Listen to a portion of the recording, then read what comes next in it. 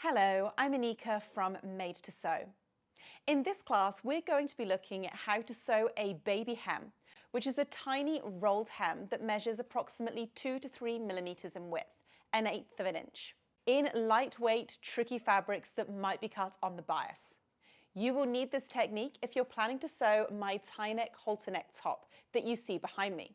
In this tutorial, we're going to be focusing on two methods for sewing a baby hem, sharing techniques you need to perfect your baby hem in difficult fabrics, such as lightweight, slippery and sheer silks.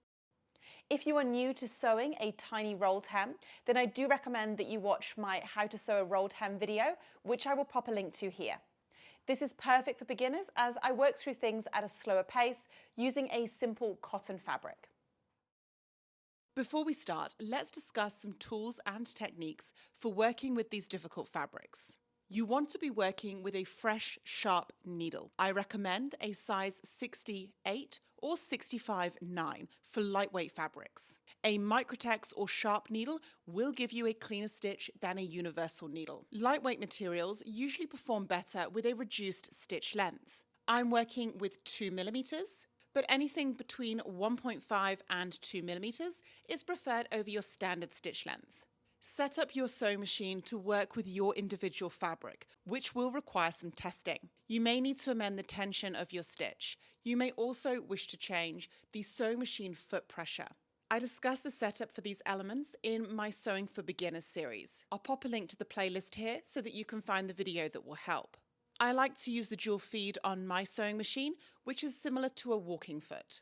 If you have a straight stitch needle plate for your sewing machine, you may wish to use it. A straight stitch needle plate will have a single small hole rather than a wide oval shape. It can provide better support for fine fabrics and helps to prevent them being pulled down into the opening. Test your individual fabric and your sewing machine and set it up accordingly. When it comes to sewing these tricky fabrics, even with your sewing machine set up appropriately, you may still have some difficulty. I like to use strips of tissue paper to help feed my material through the sewing machine. Now, you may only need to do this when you start sewing, and it's usually more of a problem if you're starting at the edge of something rather than sewing around in a circle. Position a small piece of tissue paper or paper underneath your work, start sewing, and remove this when you finish. Depending on your fabric, you may need to use the tissue paper all the time. And I generally prefer to use tissue paper over paper for this technique. You can also use a tearaway stabilizer, but again, lightweight tissue paper would be my preference. Now that you're aware of some tips for sewing these tricky fabrics, let's go through the baby hem rolled hem technique. I'm going to be sharing two techniques that are pretty much the same, but one method has the seam sewn 3 times and one method has the seam sewn twice. Effectively, we skip a step in the twice sewn version. The method that you use can depend on what you prefer and also the material that you're working with, so it may be a good idea to give both a try. If my garment is on the bias or on a curve, I will create my sample in the same manner like you see here. Let's start with the method that uses 3 rows of stitching. Begin at your sewing machine, sewing on the wrong side of your material with a straight stitch. Sewing about 3 to 4 millimeters, an eighth of an inch less than your seam allowance. My seam allowance is 1 centimeter, 3/8 of an inch, so I will be sewing this seam at 6 millimeters or a quarter of an inch. There is no requirement to backstitch as this seam will be sewn on top of. And generally with lightweight silks, it's usually easier to tie off your threads.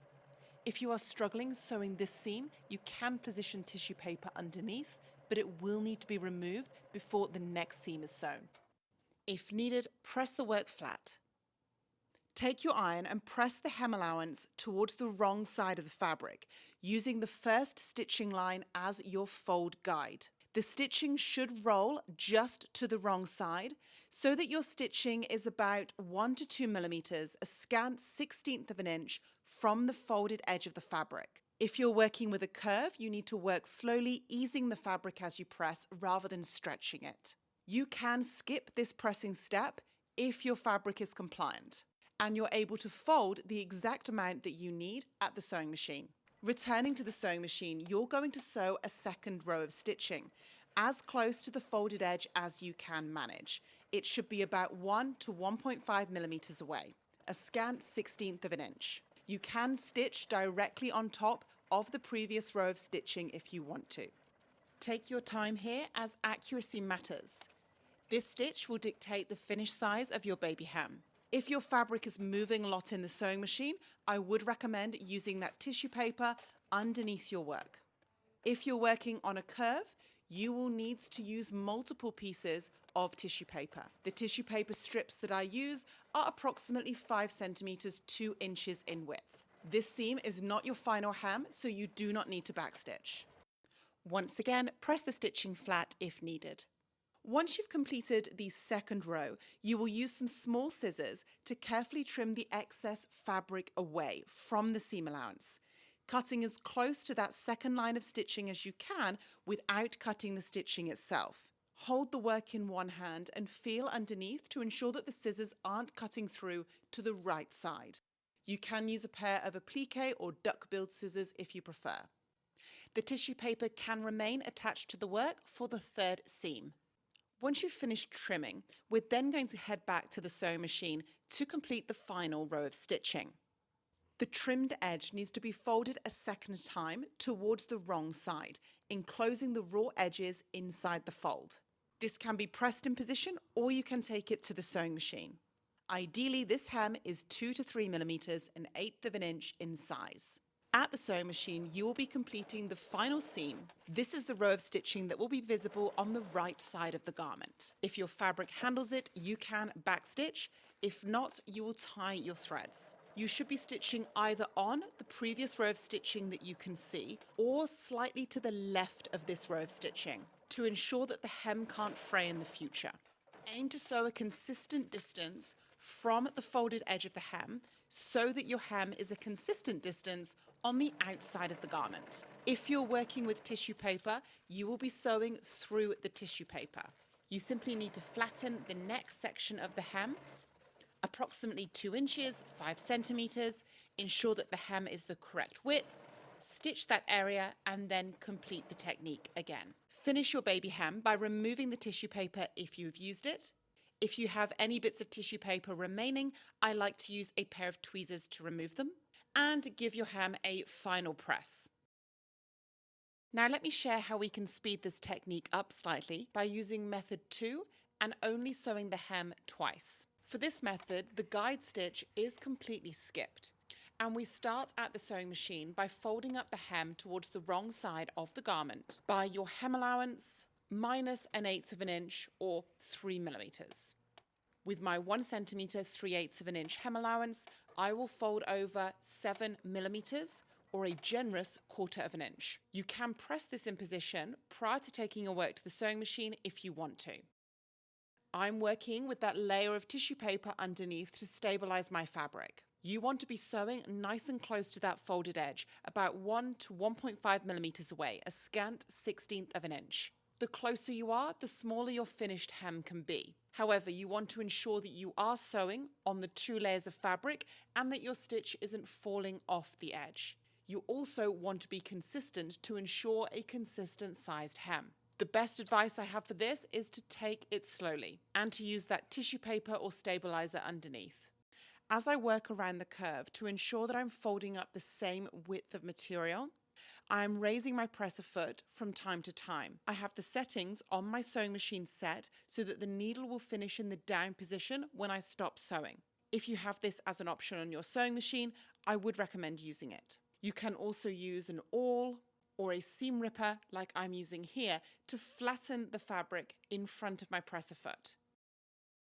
Once you've sewn the first pass, you will trim the hem allowance away in the same manner that you completed for method 1, cutting as close to the stitching as you can, ensuring that you're not cutting the outside of the material or cutting through the stitching line. If you use tissue paper for the first stitch, I would leave it attached so that you can use it for the second stitch. Finish the hem by folding the tiny baby hem to the wrong side, encasing the raw edge. This can be pressed in position prior to returning to the sewing machine if you want to. You will then sew the final hem either directly on top of your previous stitching line or to the left of the stitching line to prevent fraying from the hem in the future. The tissue paper can remain attached to the material. You want to ensure that you are folding over a consistent sized hem as you work. You are welcome to measure this with a ruler if you want to. Once again, take it slowly as you work around your machine. And you can backstitch for this final stitch. I usually don't have a problem backstitching when I have the tissue paper attached. Once finished, you're going to want to remove the tissue paper. Carefully tear it away. I usually pull both sides at the same time, as close to my stitching as I can. Keep your fingers nice and close to your stitching line so that you're not pulling on the hem. Remove any remaining pieces of tissue paper with a pair of tweezers. Now complete, you can give your hem a final press. And there you have it, a finished baby hem in a slippery silk charmeuse fabric. So which method should you use? I believe that the 3-pass method is easier for a beginner. However, I generally find that I need to use tissue paper under the first pass of stitching, especially with the really lightweight fabrics. Here is a silk georgette. I had much better results on my first pass of stitching by using a piece of tissue paper under the work. The tissue paper must be removed after the first row of stitching. You can reposition a piece of tissue paper for the second row of stitching if you want to. The 2-pass technique is definitely quicker, so if you are confident with this technique, you can work faster. The best advice that I can share is to create a sample with the material that you're working with, give both methods a try, and see where you get the best outcome. Thanks for watching. I really hope you enjoyed the class and that you learned some new techniques. I look forward to seeing you in the next one.